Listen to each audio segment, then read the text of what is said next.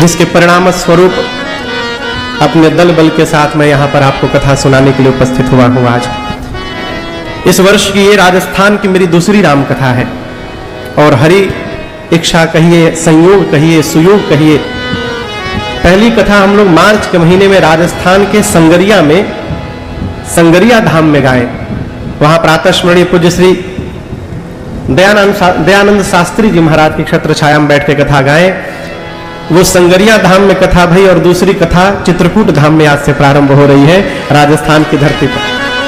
यहाँ पूज्य महंत श्री बाबूलाल जी, बाबूगिरी जी महाराज की छत्र छाया में बैठकर हम और आप कथा गाएंगे, श्रवण करेंगे।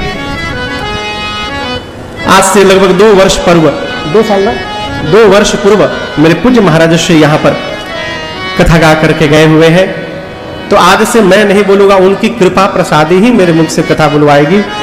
और मुझे उम्मीद है, आशा है कि आने वाले 9 दिनों तक हम और आप उसी भाव और श्रद्धा से बैठकर कथा को गाएंगे और श्रवण करेंगे। जिस ग्रंथ के आश्रम में बैठकर हम और आप इस कथा को गाएंगे, श्रवण करेंगे, इस ग्रंथ का नाम है श्री रामचरितमानस। क्या नाम है? श्री रामचरितमानस। और मुझे ऐसा उम्मीद है, ऐसी आशा है कि इस पंडाल में बैठा हुआ ऐसा कोई भी व्यक्ति नहीं होगा जो इस ग्रंथ से पूर्व परिचित न हो। प्रातःस्मरणीय पूज्यपाद गोस्वामी तुलसीदास जी महाराज जब इस ग्रंथ की रचना की तो कहते हैं नामकरण करते समय कि रामचरित मानस एहि नामा सुनत श्रवण पाय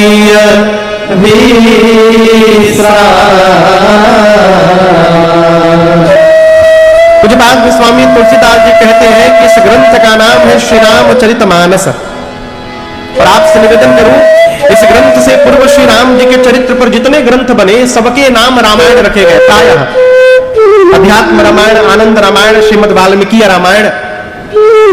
परंतु पूज्यपाद गोस्वामी तुलसीदास जी कहते हैं मैं इस ग्रंथ का नाम रामायण न रखूंगा। क्या रखा? श्री रामचरितमानस। अब इसका मूल कारण क्या है? गोस्वामी जी कहते हैं इस ग्रंथ की रचना मैंने नहीं की है। रचना किसने की है? रची महेश निज मानस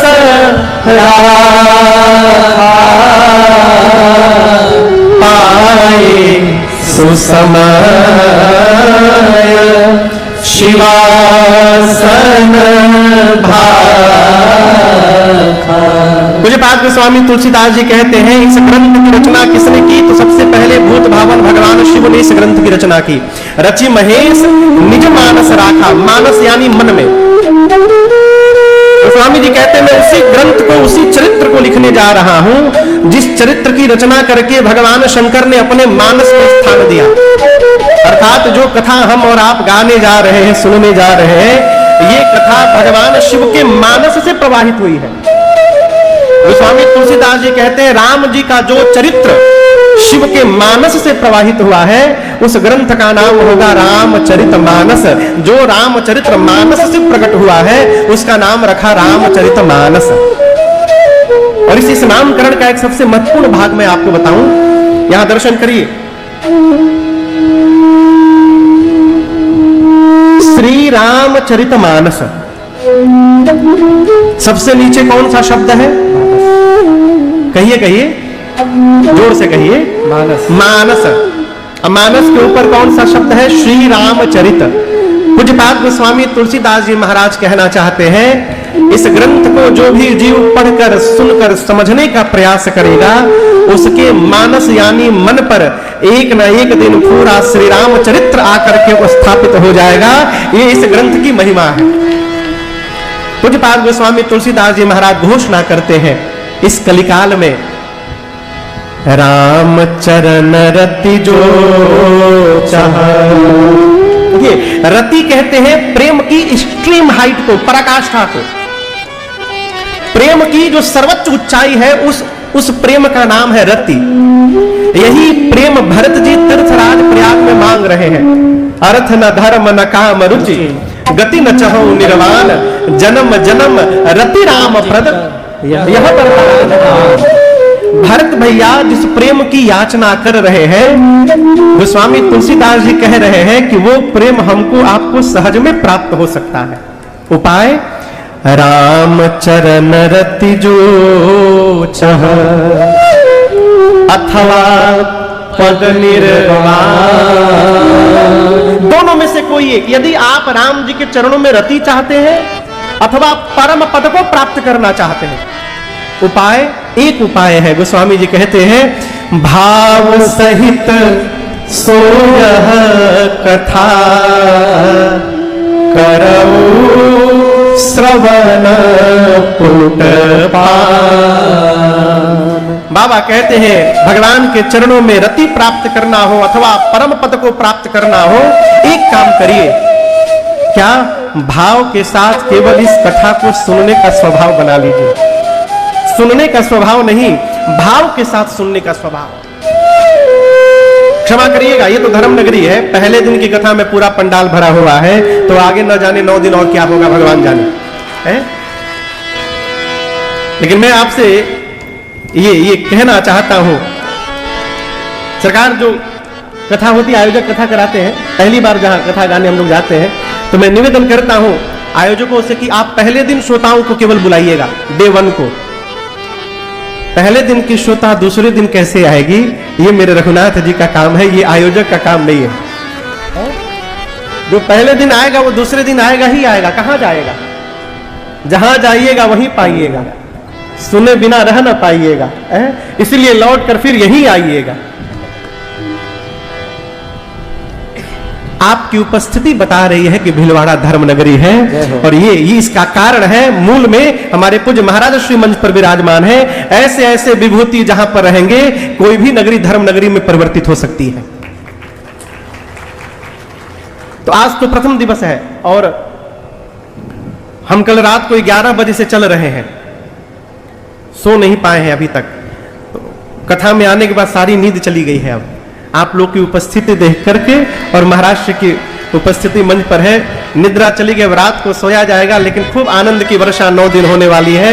मेरी आपसे प्रार्थना है, मैं ये कदापि नहीं कहूंगा कि आप 3 घंटे बैठिएगा, आप 5 मिनट भी यदि बैठिएगा तो मेरी प्रार्थना है भाव के साथ बैठने का प्रयास करिएगा। क्यों? भाव के साथ श्रवण करने पर भगवान के चरणों में प्रेम प्राप्त हो जाएगा। पूज्यपाद गोस्वामी तुलसीदास जी कहते हैं, ये कथा ही प्रेम को जागृत करा देती है। जन मन में रसधार भरेगी राम कथा, जन मन में रसधार भरेगी राम कथा, जन मन में रसधार भरेगी राम कथा, जन मन में रसधार भरेगी राम कथा, सबका बेड़ा पार करेगी राम कथा, सबका बेड़ा पार करेगी राम कथा, जन मन में रसधार भरेगी राम कथा, जन मन में रसधार भरेगी राम कथा।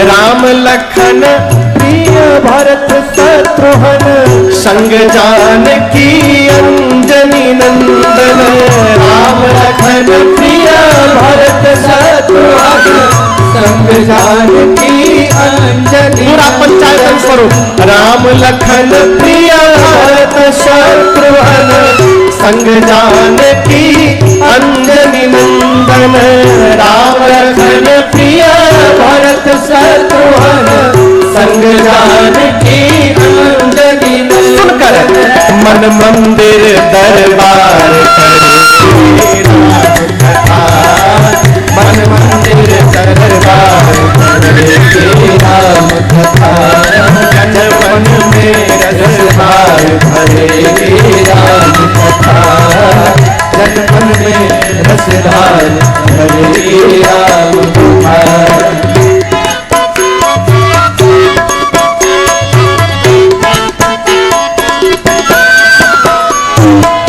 कथा जीत है हार नहीं है, मिलता तुरंत उधार नहीं है। कथा जीत है हार नहीं है, मिलता तुरंत उधार नहीं है। इस वाक्य को समझिएगा। कई लोग कहते हैं महाराज हम तो 9 दिन कथा सुने कोई लाभ नहीं हुआ, 9वें दिन में लाभ मिल जाएगा? 9वें दिन में किसी व्यक्ति से पहले दिन मिला जाता है ना तो उससे उधार नहीं मांगा जाता।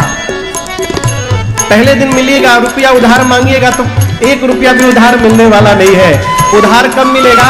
जब आप उससे बार बार मिलते रहिएगा, संबंध बनाइएगा, तो आगे चलकर जितना चाहिएगा उतना प्राप्त कर सकते हैं। उसी प्रकार इस कथा से भी संबंध बनाइए, रोज पढ़ने का स्वभाव बनाइए। जब रोज इस ग्रंथ से हमारा मिलना जुलना होता रहेगा तो एक दिन इस ग्रंथ का प्रभाव हमारे जीवन पर भी दिखाई पड़ेगा और हमको भगवत प्रेम की प्राप्ति हो जाएगी। कथा जीत है हार नहीं है, मिलता तुरंत उधार नहीं है। कथा जीत है हार नहीं है, मिलता तुरंत उधार नहीं है। अरे सफल नगद व्यापार करेगी राम कथा, सफल नगद व्यापार करेगी राम कथा। जन्म में रसधार भरेगी राम कथा, जन्म में रसधार भरेगी राम कथा।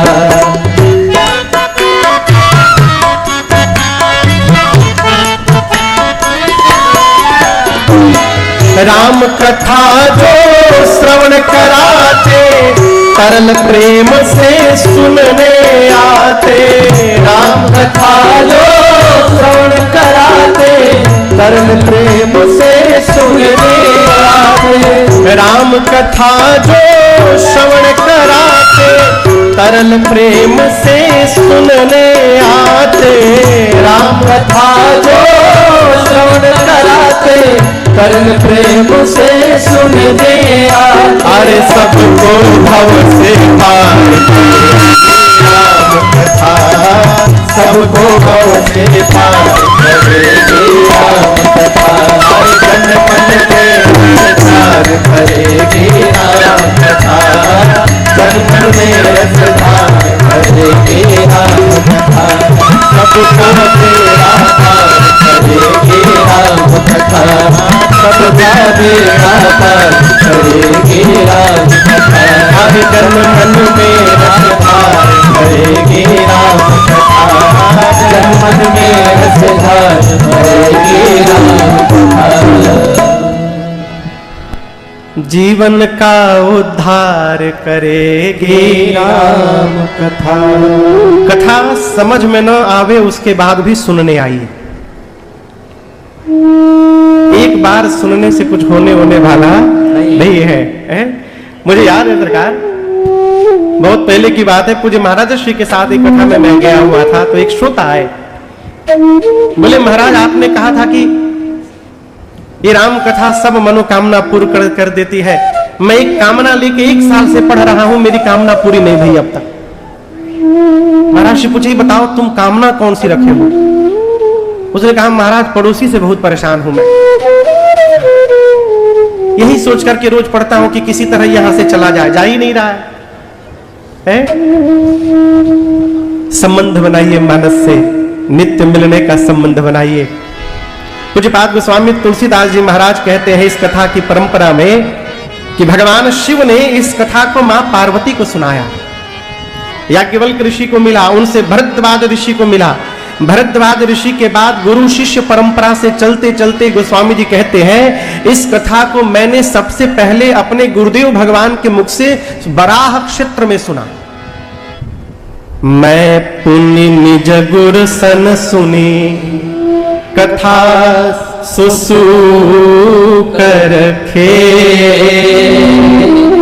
समझ नहीं तसी बालपन तब अति रहे वो अच्छे। गोस्वामी तुलसीदास जी कहते हैं कि मैंने सबसे पहली बार इस कथा को अपने पूज्यपाद श्री गुरुदेव भगवान के श्रीमुख से सूकर क्षेत्र में पहली बार सुना। और गोस्वामी जी इस बात को स्वीकार करते हैं कि जब पहली बार गुरु जी ने मुझे सुनाया तो मेरे समझ में कुछ नहीं आया। क्यों? मैं बालपने में था, अचेतन अवस्था थी, मैं समझ नहीं पाया। मैं तो नहीं समझा, लेकिन गुरु जी समझते थे कि एक न एक दिन अवश्य समझेगा। और गुरु जी ने हार नहीं मानी, बार बार सुनाते रहे। या एक सीधा सा प्रश्न है, आप किसी को कोई बात समझाने जाइए, कोई विषय वस्तु पढ़ाने जाइए और सामने वाला समझे नहीं, आप कितनी बार पढ़ाइएगा?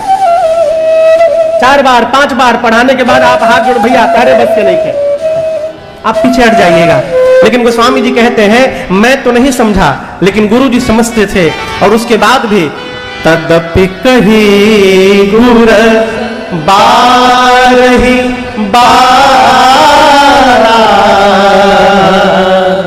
समझे परा कछुमति अनुसारा।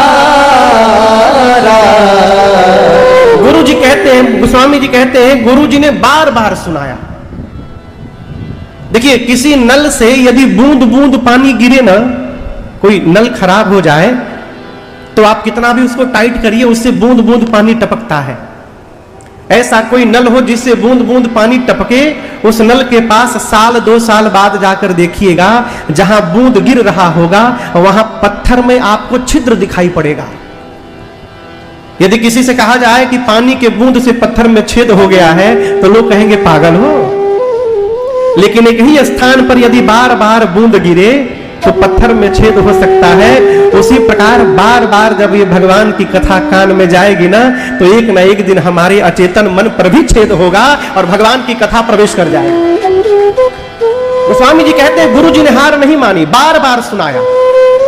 और बार बार गुरु जी के कहने के बाद मेरे मन में थोड़ा सा समझ में आया। और गोस्वामी जी इस बात को स्वीकार करते हैं कि जो मैंने थोड़ा सा समझा है उसी को मैं यहां पर लिखने जा रहा हूं। एक दिन सरकार मैं सोच रहा था कि गोस्वामी जी थोड़ा सा समझे थे तो इतना लिख दिए, पूरा समझ गए होते तो न जाने क्या लिख डालते। गोस्वामी जी कहते हैं भाषा बद्ध करब में सोई मोरे मोरे मन प्रबोध जही होई। मेरे मन में जो प्रबोध हो रहा है, जितना मैंने समझा है, मैं उसी को लिखने जा रहा हूं। और आगे दर्शन करिए, गोस्वामी जी इस बात की घोषणा करते हैं कि भाई कोई ये मान करना पड़ेगा कि बहुत बड़े कवि ने लिखा है इसको। गोस्वामी जी घोषणा करते हैं, ब्लैंक पेपर पर सिग्नेचर करके घोषणा करते हैं कि मेरे भीतर कविता लिखने की एक भी पात्रता नहीं है। कौन करेगा हो सरकार? आजकल जिसको नहीं आता है वो भी पीएचडी की डिग्री लेके घूम रहा। गोस्वामी तुलसीदास जी कहते हैं कि कविता विवेक एक नहीं मोरे। मेरे पास कविता लिखने का विवेक है ही नहीं। विश्वास करिए, सत्य कहूं लिखी कागज कोरे। सफेद कागज पर लिख कर कह रहा हूं कि मेरे भीतर विवेक, कविता लिखने की पात्रता नहीं है। मेरी ये रचना टेढ़ी मेढ़ी है। कैसी टेढ़ी मेढ़ी है? गोस्वामी जी कहते हैं, गतिकूर कविता सरित की जो सरित पावन पात की। आप कभी ना जब हवाई जहाज से उड़ते हुए नीचे किसी नदी को देखेंगे तो आपको धरती पर नदी सीधी नहीं दिखाई पड़ती है। कैसी दिखाई पड़ती है? कहिए कहिए। टेढ़ी मेढ़ी। गंगा जी गोमुख से निकलकर गंगा सागर तक गई तो सीधी नहीं गई, टेढ़ी मेढ़ी गई। गोस्वामी जी कहते हैं जैसे गंगा जी की गति टेढ़ी मेढ़ी है, उसी प्रकार मेरी कविता की गति भी टेढ़ी मेढ़ी है। लेकिन एक विश्वास है, क्या? कितने भी मोड़ क्यों ना आ गए गंगा के मार्ग में, जैसे गंगा अपवित्र नहीं भई, उसी प्रकार कितने भी टेढ़ी मेढ़ी ये कविता क्यों ना हो, मुझे विश्वास है ये मेरी कविता भी परम पवित्र कविता होगी संसार में, ये मेरा विश्वास है। इतना विश्वास क्यों है? उसका कारण गोस्वामी जी कहते हैं। क्या कारण है? एहि मह रघुपति नाम उदारा, एहि मह रघुपति नाम उदारा, एहि मह रघुपति नाम उदारा, एहि मह रघुपति नाम उदारा, अति पावन पुराण श्रुति सारा, अति पावन पुराण श्रुति सारा, मंगल भवन अमंगल हारी, मंगल भवन अमंगल हारी, उमा सहित जपत पुरारी, उमा सहित जपत पुरारी, उमा सहित जपत पुरारी, उमा सहित जपत पुरारी। गोस्वामी तुलसीदास जी कहते हैं कि मुझे इतना विश्वास क्यों है कि ये पवित्र ग्रंथ है। इसलिए विश्वास है कि गोस्वामी जी कहते हैं इस श्री रामचरित मानस के प्रत्येक चौपाई में एहि मह रघुपति नाम उदारा, इसमें भगवान का उदार नाम है। कौन सा नाम? राम नाम है। आप श्री रामचरित मानस की कोई भी चौपाई उठा लीजिए, हर चौपाई में आपको र मिलेगा, आकार मिलेगा और मकार मिलेगा। र आ म। मानस की प्रत्येक चौपाई में गोस्वामी जी ने र कार को रखा है, आकार को रखा है, मकार को रखा है। अर्थात आप मानस की चौपाइयों को पढ़ते जाइए और आपके पढ़ने से ही राम मंत्र का जाप होता रहेगा जीवन में। ये मानस की महिमा बाबा ने बताई। अति पावन पुराण श्रुति सारा, 4 वेद 18 पुराण का जो सारांश है वो भगवान श्री राम जी का नाम है। राम ही नाम क्यों? राम जी के तो अनेक नाम है, लेकिन आप जब मानस के जो आप में से सुधी श्रोता पाठक होंगे, अरण्य कांड में जब भगवान शबरी मैया के कहने के बाद पंपा सरोवर पर आकर बैठे हैं सुग्रीव जी की प्रतीक्षा में, तब नारद जी वहां राम जी के पास गए और नारद जी ने भगवान से वरदान मांगा, प्रभु ऐसे तो आपके अनेक नाम हैं, परंतु मैं चाहता हूं उन आपके अनेक नामों में से आपका राम नाम सर्वश्रेष्ठ नाम हो जाए प्रभु, ऐसा मुझे वरदान चाहिए। तब राम जी ने वहां पर वरदान दिया कि भगवान का राम नाम सभी नामों में श्रेष्ठतम नाम होगा। गोस्वामी जी कहते हैं वही राम नाम श्री रामचरित मानस की प्रत्येक चौपाई में है। गोस्वामी तुलसीदास जी महाराज श्री रामचरित मानस को एक सरोवर की संज्ञा देते हैं। किसकी संज्ञा देते हैं? सरोवर। सरोवर, सरोवर समझ रहे हैं ना? अभी मैं उदयपुर उतरा तो वहां लिखा हुआ था एयरपोर्ट में कि झीलों की नगरी में आपका स्वागत है। तब मुझे पता चला कि उदयपुर में सबसे अधिक झील हैं। ऐसा है क्या सरकार?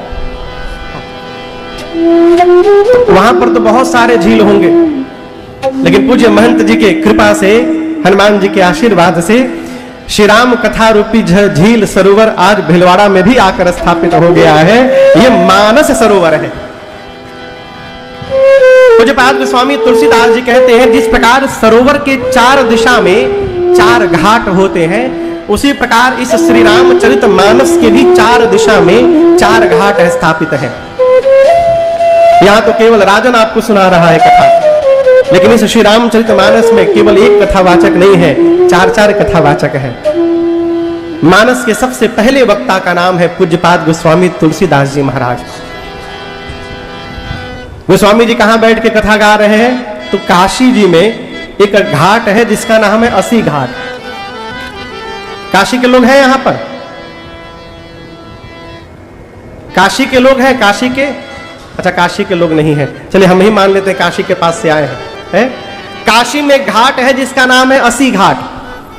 वहां बैठकर पूज्यपाद गोस्वामी तुलसीदास जी महाराज इस कथा को गा रहे हैं। वक्ता वक्ता हैं। श्रोता कौन है महाराज? तो गंगा मैया। गंगा मैया मान लीजिए गोस्वामी जी अपने मन को सुनाते हैं। स्वांतः सुखाय तुलसी रघुनाथ गाथा भाषा निबंध मति मंजुल मातनोति। गोस्वामी जी का अपना निज मन है, अथवा कहिए तो संतों का समाज है। ये रामचरितमानस का प्रथम घाट है और इस घाट का नाम है शरणागति घाट। क्या नाम है? शरणागति घाट। जोर से कहिए, क्या नाम है? शरणागति घाट। अब आप कहोगे महाराज ये नामकरण कैसे हो गया? तो दर्शन करिए, इस स्थान पर कथाएं होती रहती होंगी पहले। मेरे पहले भी जितने वक्ता हैं प्राय सभी लोग आए होंगे। मैं तो पहली बार आज आया। आप लोग कथा वर्षों से सुनते आए होंगे, लेकिन आप अनुभव करिएगा, जितने कथावाचक के सन्मुख बैठकर आप कथा श्रवण करेंगे, आपको वो कथा उतने प्रकार की सुनाई पड़ेगी। ऐसा कैसे है महाराज? कथा वही है, ग्रंथ वही है, परंतु ये कथा बदल कैसे जाती है? इसका कारण है कि कथा सुनाने वाला वक्ता, उसकी चित्त की जैसी स्थिति रहती है वैसी कथा सुनाता है। ज्ञानी वक्ता से कथा सुनिएगा तो ज्ञान की कथा समझ में आएगी। वैरागी से कथा सुनिएगा तो वैराग्य की कथा सुनाई पड़ेगी। शरणागत भाव में रहने वाले वक्ता से कथा सुनिएगा तो शरणागत भाव की कथा समझ में आएगी। प्रेमी वक्ता से कथा सुनिएगा तो भगवत प्रेम की कथा समझ में आएगी। भाव से परिपूर्ण वक्ता से श्रवण करिएगा तो ये राम कथा भाव की कथा समझ में आएगी। गोस्वामी तुलसीदास जी महाराज शरणागत घाट के वक्ता हैं। आप मानस को ध्यान से पढ़िएगा। गोस्वामी जी जब जब बोले हैं एक ही बात बोले हैं, क्या? भगवान की शरण में चलो। महामंद मन सुख चहसे ऐसे ही प्रभु ही विसार। अहिल्या जी गति देने के बाद क्या बोले गोस्वामी जी?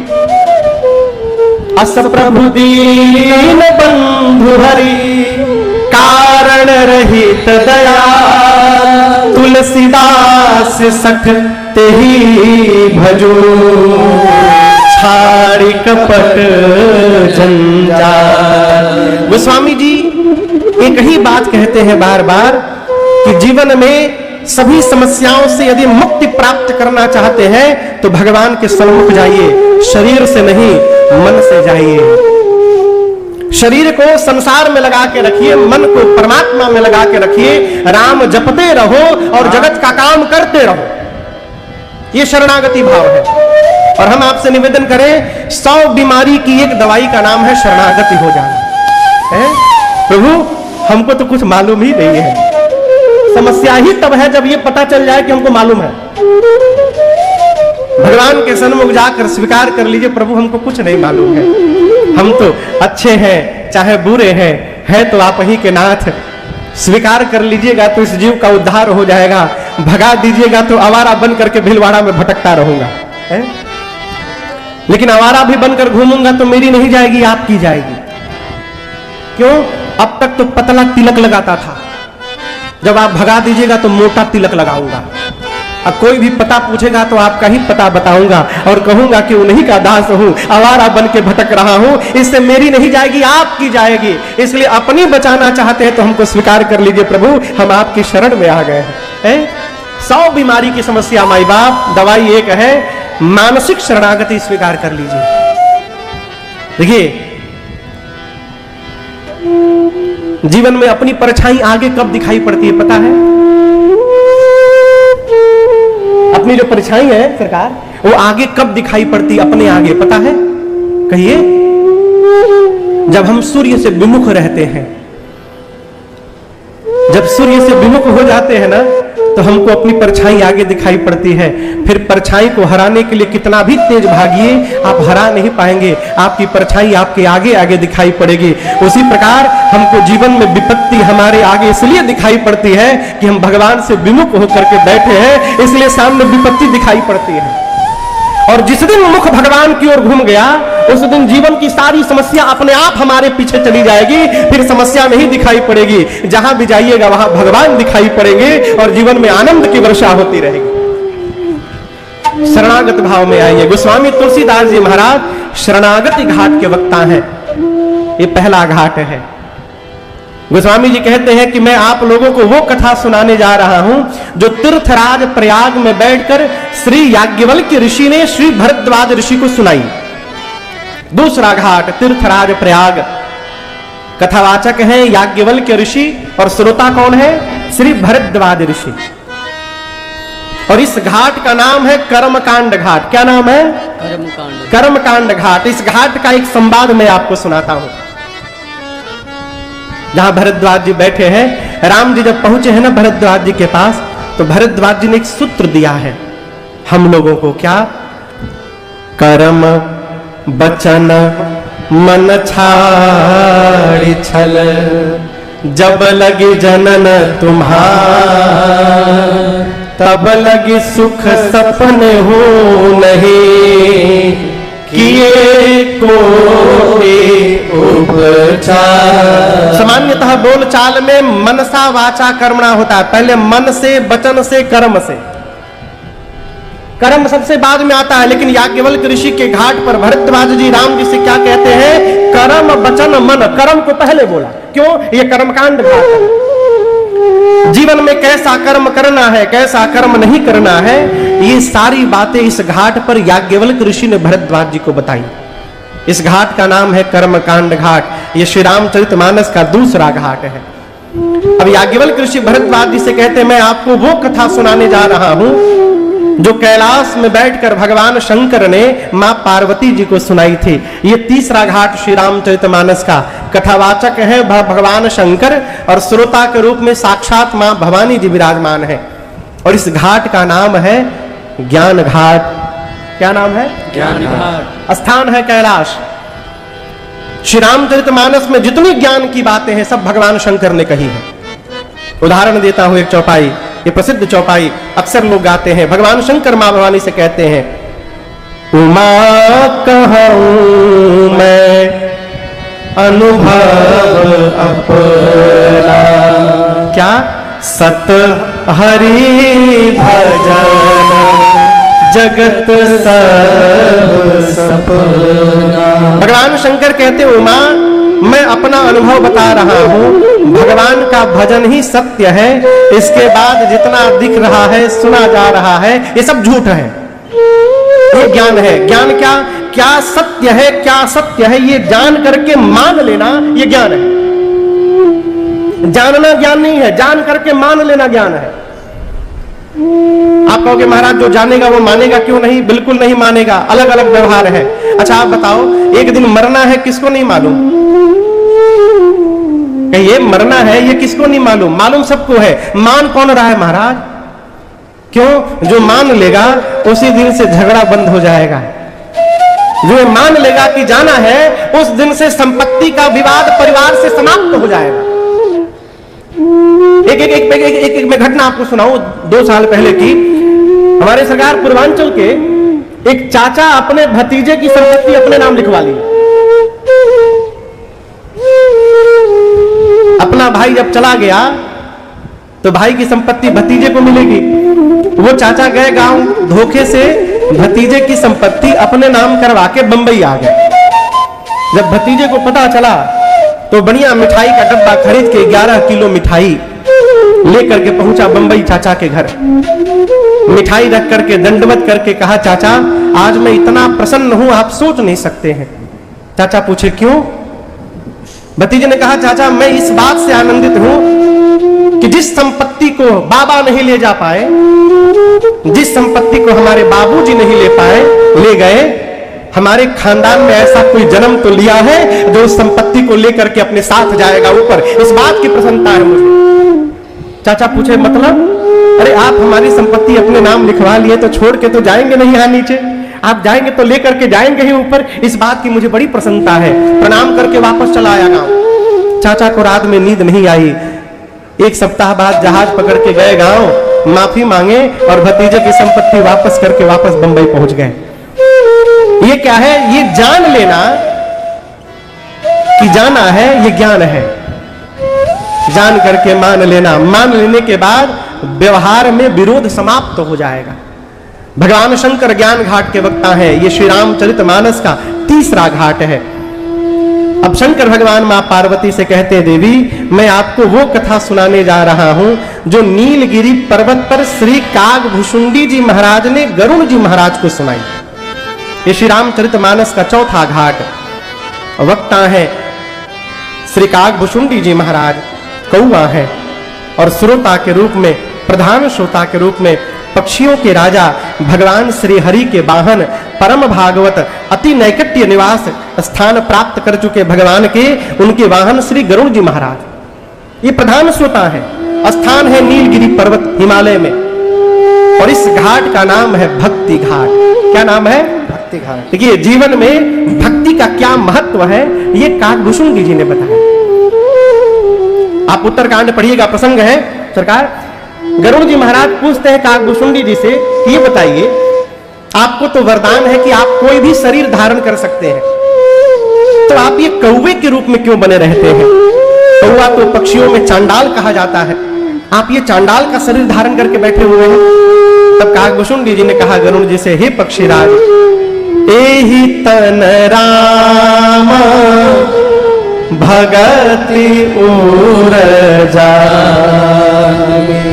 कहते हैं इस कौवे के शरीर ने ही इस काकभुशुंडी को राम जी की भक्ति दिलाई, और जिस शरीर से राम जी की भक्ति प्राप्त हो गई उससे सुंदर शरीर मेरे लिए दूसरा कोई नहीं हो सकता है, इसलिए मैं सदैव कौवे के रूप में बना रहता हूं। राम जी ने जब काकभुशुंडी जी को वरदान दिया ना, तो कहा ज्ञानी हो जाइए, बैरागी हो जाइए, विरक्त हो जाइए, समस्त कलाओं के गुणों के धाम हो जाइए, विज्ञानी हो जाइए। सबका दे दिया राम जी ने। हम और आप रहते तो नाचने लगते, सिद्धियां दे दी। लेकिन राम जी के मुख से इन आशीर्वादों को सुनकर, वरदानों को सुनकर काकभुशुंडी जी प्रसन्न नहीं भय, उदास हो गए। क्यों उदास हो गए?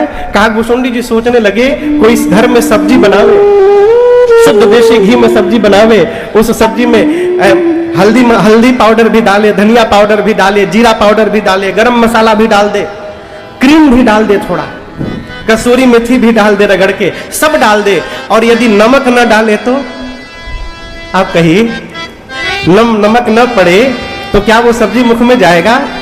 कसूरी मेथी न पड़े चलेगा, क्रीम न पड़े तो भी चलेगा, मसाला थोड़ा कम पड़े तो भी चलेगा, नमक न पड़े ना तो नहीं चलेगा। जिस प्रकार नमक के बिना व्यंजन व्यर्थ है, उसी प्रकार भगवान के भक्ति के बिना ये ज्ञान वैराग्य व्यर्थ है, इसका कोई अर्थ नहीं होता। सब कुछ प्राप्त हो गया और भगवान की भक्ति प्राप्त नहीं हुई, सब बेकार है। राम जी तो घोषणा कर दिए, ये भक्ति सुगम पंथ। कौन सा पंथ? सुगम पंथ। कहिए कहिए, सुगम मने, सुगम मने, सुगम मने सरल, आसान, इजी, इजीएस्ट। सबसे आसान तरीका है राम जी को प्राप्त करने का। राम जी कह रहे हैं, भगति मोरी पुराण श्रुति गाई। राम जी की भक्ति ही राम जी को प्राप्त करा सकती है। इसलिए भगवान की भक्ति जीवन के में कैसे अवतरित हो जाए, साधक को इसका विचार करते रहना चाहिए। भक्ति का क्या महत्व है, ये भक्ति मिलेगी कैसे, भक्ति का स्वरूप क्या है, इन सभी बातों को मानस जी में श्री काकभुशुंडी जी ने कहा है। इसलिए इस घाट का नाम है भक्ति घाट। ये मानस के 4 घाट है। 5वां घाट भीलवाड़ा का ये मैदान बना हुआ है आज से। ये 5म घाट है आज से 9 दिन के लिए। यहां वक्ता बनाकर श्री हनुमान जी महाराज ने, रघुनाथ जी ने राजन को बिठाया है। प्रधान श्रोता के रूप में सरकार विराजमान है, आप लोग विराजमान है। हम कौन सी कथा गाएंगे? इन चारों वक्ताओं ने जिन कथाओं को सुनाया है, अपने पूज्य महाराज श्री के मुख से मैंने डोलो मिलत है, कालपोल मिलत है, और एक कॉम्बी फार्म भी आता है, उसमें आइब्रूफेन रहता है साथ में, कई नाम से। लेकिन आप भीलवाड़ा में पूछिए लोगों से कि पैरासीटामोल क्या करता है, लोग कहेंगे महाराज बुखार को समाप्त करता है, यही बोलेंगे ना। जयपुर में पूछिए तो क्या बोलेंगे, कोई ये नहीं बोलेगा कि पेट ठीक करता है, नहीं, बुखार समाप्त करता है। बंगाल में पूछिए, दक्षिण भारत में पूछिए, गुजरात में पूछिए, धरती के किसी भी कोने में पूछिए, पैरासीटामोल क्या करत है, हो बुखार समाप्त करत है महाराज। लेकिन इस दवाई के बारे में जितने डॉक्टर से पूछा गया साहब, सभी डॉक्टरों ने अलग अलग महिमा सुनाई। सबसे पहले पूज्यपाद गोस्वामी तुलसीदास जी महाराज कहते हैं इस कथा के बाद महिमा में, ये कथा राम कथा कली कामद गाए। गोस्वामी तुलसीदास जी महाराज कहते हैं कि इस कलिकाल में ये राम जी की कथा कामधेनु है और सुजन सजीवनी मोरी सुहाए। सज्जनों के लिए ये राम कथा संजीवनी बूटी है। सुजन यानी सज्जन, सजीवनी यानी संजीवनी, मूर यानी बूटी। संजीवनी बूटी का नाम सुने हैं आप लोग? पूछ रहा हूं। हनुमान जी उठा के ले गए नहीं, हनुमान जी लेकर आए। हनुमान जी लेकर गए नहीं, हनुमान जी लेकर आए हैं संजीवनी बूटी। क्यों? लक्ष्मण जी को मूर्छित अवस्था से चैतन्य अवस्था में लाने के लिए संजीवनी बूटी क्या करती है? मूर्छित को, अचेतन को चेतनता प्रदान करती है। गोस्वामी तुलसीदास जी कह रहे हैं ये राम कथा सज्जनों के लिए संजीवनी बूटी है। अब आप कहोगे महाराज हम लोग मूर्छित थोड़े, हम तो जगे हुए। जगे नहीं है, सब मूर्छित पड़े हुए हैं।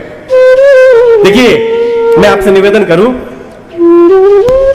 कोई आदमी सुबह सुबह घर से चले, अपने मित्र के घर गया और गर्मा गर्म गुलाब जामुन मिल गया। गुलाब जामुन छोड़िए, पोहा के साथ गर्मा गर्म जलेबी मिल गया। सुबह मिला था ना, गर्मा गर्म जलेबी मिल गया, वो जलेबी ले लिया। जलेबी लेने के बाद 1 घंटे बाद थोड़ा सा चक्कर आया। डॉक्टर के पास गया, डॉक्टर साहब ने ब्लड शुगर चेक किया तो पता चला भाई साहब को 400 डायबिटीज है। अब 400 के बाद जलेबी खाना तो दूर, जलेबी का नाम सुन के चक्कर आएगा। 4-5 घंटे में इतना परिवर्तन कैसे हो गया हो? देखिए जब तक पता नहीं था कि हमको डायबिटीज है, हम बड़े आराम से लिए जा रहे हैं, लेकिन जब पता चल गया कि हमारे भीतर ये बीमारी है, हम सावधानी बरतते हैं। ये रामचरितमानस ग्रंथ क्या है? 9 दिन में आप में से मुझे उम्मीद है ऐसा कोई नहीं होगा जिसके पास कोई गाड़ी नहीं होगी। 9 4 चक्का 2 चक्का तो होगा ही, मोटरसाइकिल हो, स्कूटी हो। गाड़ी को ना हर 4-5 महीने के बाद सर्विस सेंटर में ले जाना पड़ता है। क्यों महाराज? ठीक चलती है उसके बाद भी। क्यों? उसका थोड़ा वो क्या बोलते हैं वो, हाँ मेंटेनेंस जो बोल रहे हैं वही ऑयल चेंज हो जाए, ब्रेक शू टाइट हो जाए, और कौन कौन सा तेल पड़ता है वो में मोबिल, हाँ वो सब बदल जाए, फिल्टर चेंज हो जाए, कार्बोरेटर होता है ना वो साफ हो जाए। क्यों नहीं कराएंगे? गाड़ी धुआं देने लगेगा, पुलिस वाला पकड़ लेगा, फाइन मारेगा। उसी प्रकार ये जो हमारे पूज्य महंत जी, पूज्य बाबूगिरी जी महाराज, ये जो पंडाल बनवाए हैं 9 दिन के लिए भीलवाड़ा में, ये इस मनुष्य रूपी गाड़ी का सर्विस सेंटर खुला है 9 दिन के लिए। समय निकालकर गाड़ी कितना भी चकाचक चल रहा हो, 9 दिन के भीतर सर्विस सेंटर में लाकर जांच कराइए, मोबिल चेंज कराइए, ब्रेक टाइट करा लीजिए, नहीं तो ये गाड़ी कब धुआं फेंक देगा हो और कब फाइन हो जाएगा ऊपर से पता चलने वाला नहीं है। कथा सुनने के बाद हमको पता चलता है कि हमको कौन कौन सी बीमारी ने पकड़ा है। क्यों? आप जब ब्लड टेस्ट कराएंगे ना और जो रिपोर्ट आता है तो उसमें आपका जो रिपोर्ट आया है उसके आगे नॉर्मल रेंज लिखा रहता है। ये श्री रामचरितमानस मनुष्य के शरीर का नॉर्मल रेंज है व्यवहार का। इसमें पढ़ने से पता चलता है कि भाई के साथ व्यवहार का नॉर्मल रेंज क्या है। वो राम जी और भरत जी का व्यवहार है। पिता और पुत्र के व्यवहार का नॉर्मल रेंज क्या है, इसमें पता चलता है। वो महाराज चक्रवर्ती जी और मेरे प्रभु रघुनाथ जी का व्यवहार है। मित्र का व्यवहार कैसा होना चाहिए, इसमें नॉर्मल रेंज है। राम जी, विभीषण जी, राम जी, निषाद राजगुह का व्यवहार है। सेवक का व्यवहार कैसा होना चाहिए, हनुमान जी महाराज का व्यवहार है। इसमें नॉर्मल रेंज बताया गया है। 9 दिन सुनने के बाद मैच कराइए, क्या हमारा व्यवहार इस व्यवहार से यदि मैच कर रहा है हम ठीक हैं, और यदि मैच नहीं कर पा रहा है हम बीमार हो गए हैं, हमको दवाई की आवश्यकता है। ये कथा सुनने के बाद पता चलता है हमारे भीतर बीमारी है कि नहीं है। सज्जनों के लिए ये राम कथा ही संजीवनी बूटी है, पूज्यपाद गोस्वामी तुलसीदास जी महाराज कहते हैं। मानस के दूसरे वक्ता याज्ञवल्क्य ऋषि महिमा गाए। महामोह शेष विशाला। देखिए 6 प्रकार की बीमारी है। कितने प्रकार की? एक बीमारी शरीर को होती है और 6 बीमारी मन को होती है। ये 6 बीमारी क्या है? नाम बोलते जाइए। काम, दूसरा क्रोध, तीसरा मोह, चौथा लोभ, पांचवा मद और छठवा मत्सर। मत्सर कहते हैं ईर्ष्या को। तो बहुत डेंजरस बीमारी है ईर्ष्या। ईर्ष्या आदि से बुरा न मानिएगा। किसी को गैस की बीमारी हो जाए, गैस की बीमारी हर 2 मिनट बाद, गैस की बीमारी वाला आप उसको हवाई जहाज में बिठा दीजिए, ट्रेन में बिठा दीजिए, कहीं बिठा दीजिए, हर 5 मिनट बाद उसका जलता रहता है। उसी प्रकार ये मत्सर बीमारी जिसको हो जाए वो 24 घंटा जलता है। कैसे जलता है महाराज? अपनी प्रॉब्लम से नहीं, दूसरे का अच्छा देख के जलता है। आप घर में बढ़िया सोफा लेकर आइए, 1.5 लाख का सोफा खरीद के लाएं और मत्सर बीमारी से पीड़ित दोस्त को बुलाकर बिठा दीजिए और केवल बता दीजिए आज ही लाया हूं 1.5 लाख का है। आप जैसे चाय लेने भीतर जाएंगे, पेन निकालेगा और सोफा में खोद देगा। क्यों? ये कब फट जाए। इस बीमारी का नाम है मत्सर। ये 6 बीमारी है, काम, क्रोध, मद, मोह, लोभ, मत्सर। इन 6 बीमारियों में जो सबसे जड़ मूल में बीमारी है उसका नाम है मोह। मोह सकल व्याधि न कर मूला, तेहि ते पुनि उपजई बहुसूला। सभी बीमारियों के जड़ का नाम है मोह। अब बुरा ना मानिए, हम कथावाचक लोग यहां बैठ के प्रवचन देते हैं, मोह छोड़िए, काम छोड़िए, क्रोध छोड़िए, माया छोड़िए। हमारा छूट गया है का कि आपका छूटेगा? हम जो बोल रहे हैं हमरे जब नहीं छूटा है, बिना दक्षिणा लिए कथा नहीं बांट रहे हैं और कही रहे प्रवचन की माया छोड़ो, कैसे छूटेगा हो? इसको समझिएगा। न काम छूटेगा, न मोह छूटेगा, न माया छूटेगी, न क्रोध छूटेगा, न लोभ जाएगा। अपने प्रयास से तो बिल्कुल नहीं जाएगा। कब जाएगा महाराज? जब भगवान की कृपा हो जाएगी तब जाकर यह समाप्त होगा। अपने प्रयास से समाप्त होने वाला नहीं है। तो इसको समाप्त करने के पीछे न पड़ा जाए, इसको कम करने के पीछे पड़ा जाए। मोह बुरा नहीं है। हमारे पूज्य महाराज से एक गीत गाते हैं, उसमें सभी विकारों की चर्चा है।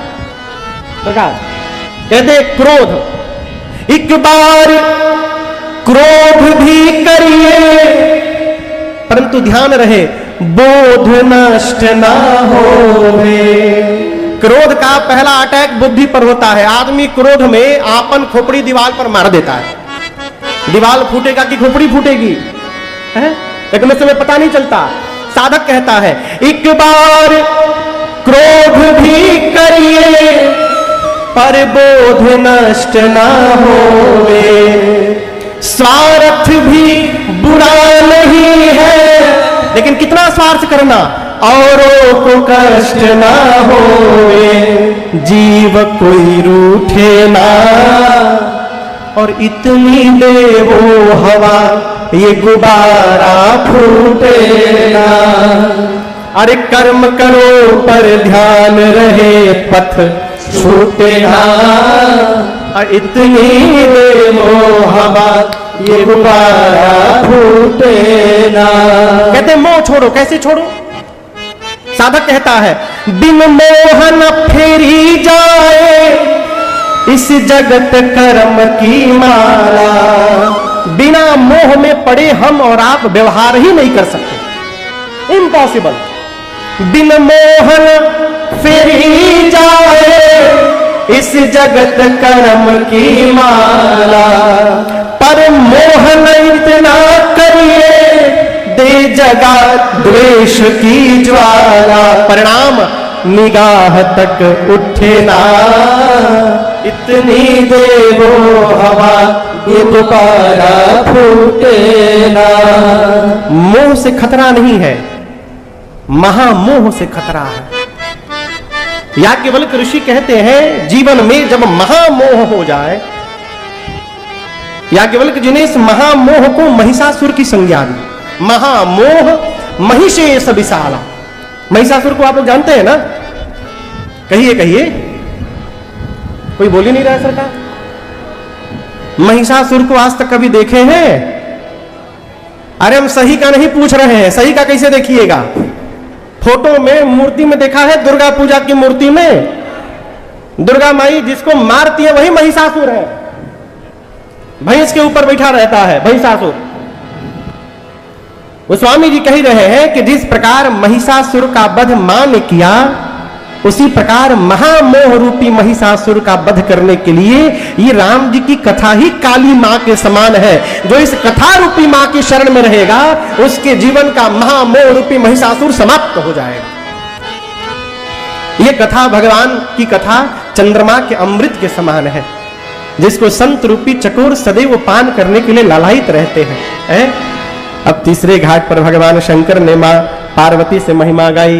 बाबा कहते हैं राम कथा कली बीटप उठारे, राम कथा कली बीटप उठारे, सादर सुनो गिरिराज कुमारे, सादर सुनो गिरिराज कुमारे। राम कथा सुंदर कर तारे, राम कथा सुंदर कर तारे, संशय विभाग रावण हारे, संशय विभाग रावण हारे, संशय विभाग रावण हारे, संशय विभाग रावण हारे। भगवान शंकर ने मेरी मां पार्वती से कथा की महिमा गाते समय दो चौपाई कही। बाबा कहते हैं राम कथा कली यानी कलयुग में ये राम कथा कलयुग के विकार काम क्रोध मद मोह लोभ मत्सर रूपी वृक्ष को काटने के लिए कुल्हाड़ी के समान है। राम कथा कली बिटप कुल्हाड़ी समझ रहे हैं ना? यहां सरकार क्या बोलते कुल्हाड़ी को? कुल्हाड़ी बोलते हैं। कुल्हाड़ी से क्या करते हैं? लकड़ी काटते हैं। भगवान शंकर कहते हैं देवी ये राम जी की कथा कुल्हाड़ी है।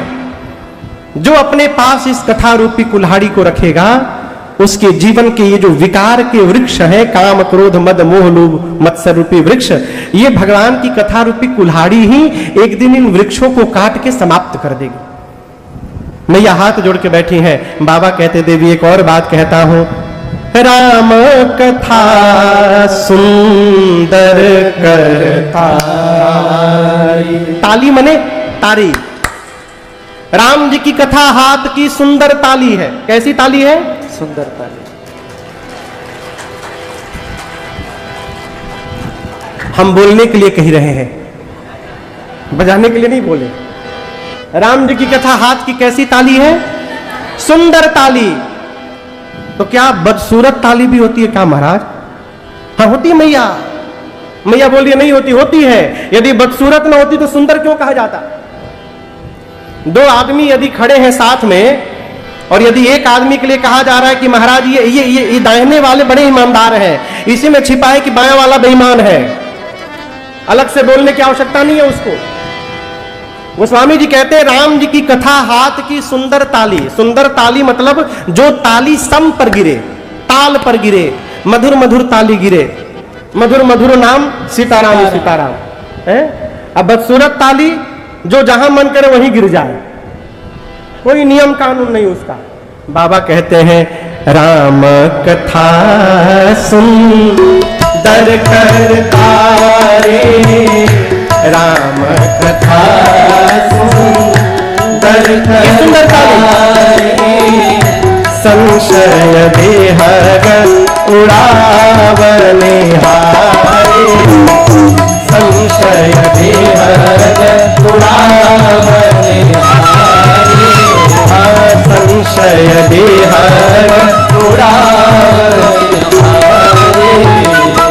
भगवान शंकर कहते देवी कल्पना करिए इस पांडाल में 1,500-2 हजार पक्षी आकर के बैठ जाए, नाना प्रकार के पक्षी, और उसी पक्षियों के भीड़ में आप धीरे धीरे दबे पांव जाएं और जाकर के प्रेम से क्या होगा, कहिए क्या होगा? पक्षी उड़ जाएंगे। मां भवानी ने कहा प्रभु ताली बजाने से पक्षी उड़ जाएंगे। शंकर जी कहे देवी जिस प्रकार हाथ की ताली बजने से पक्षी उड़ जाते हैं, उसी प्रकार भगवान राम की कथा वो ताली है जो अपने जीवन में जो भी इस ताली को बजाता रहेगा उसके जीवन से संशय के पक्षी अपने आप उड़ के चले जाएंगे, उसको भगाना नहीं पड़ेगा। ये कथा ही संशय का समापन कर देती है, संशय को समाप्त कर देती है। लेकिन क्षमा करिएगा कई लोग सालों से कथा सुनते हैं लेकिन संशय समाप्त नहीं होता है। कथा में बैठने के बाद भी यदि संशय समाप्त नहीं हो पा रहा है तो इसका केवल और केवल एक अर्थ है, क्या महाराज?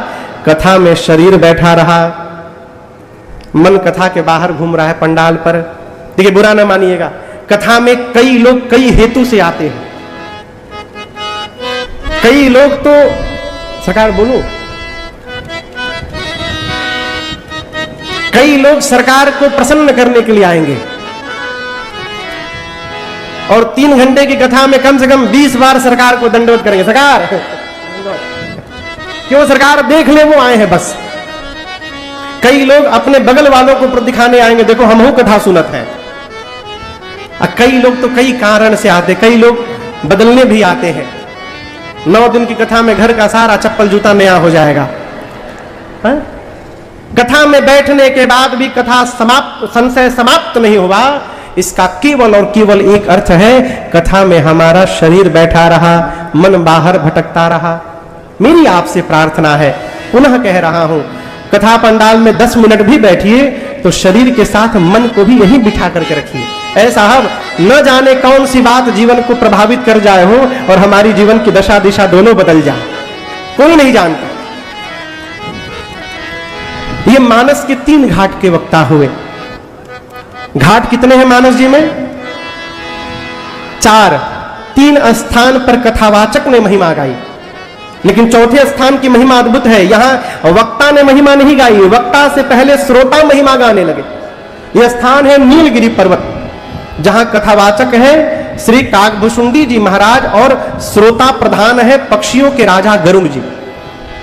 गरुड़ जी कथा सुनने क्यों गए? तो आपसे निवेदन करूं, लंका के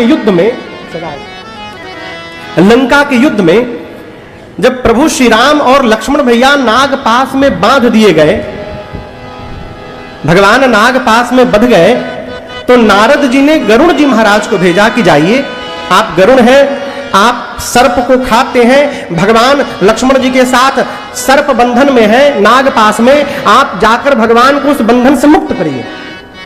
गरुड़ जी महाराज युद्ध के मैदान में आए, भगवान को उस नाग पास के बंधन से मुक्त किए, लेकिन दर्शन करिए, बहुत नैकट्य हो जाने के बाद एक दोष लगता है जिसका नाम है नैकट्य दोष।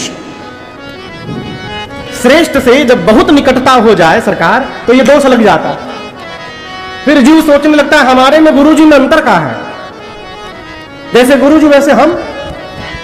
गरुड़ जी महाराज को ये दोष लग गया, सोचने लगे भव बंधन ते छूटई नर जपि जाकर नाम, अखरब निशाचर बाधई नाग पास सोया।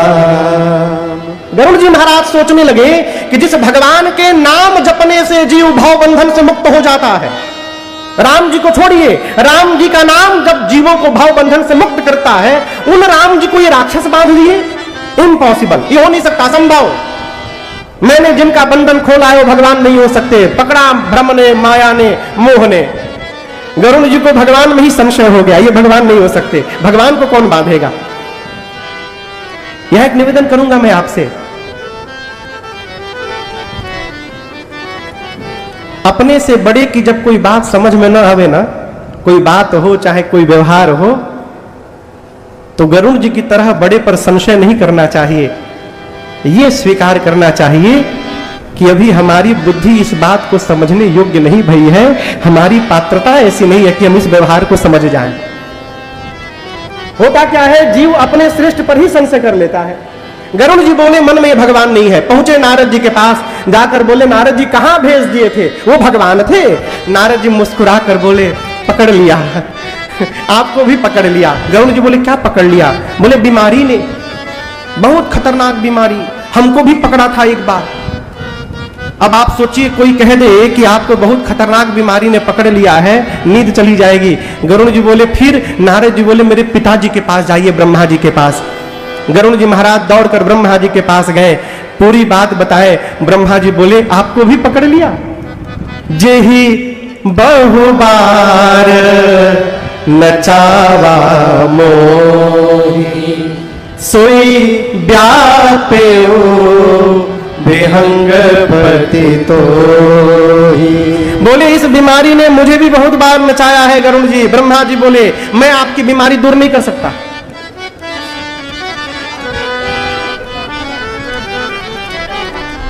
विराजे प्रभु, विराजे विराजे।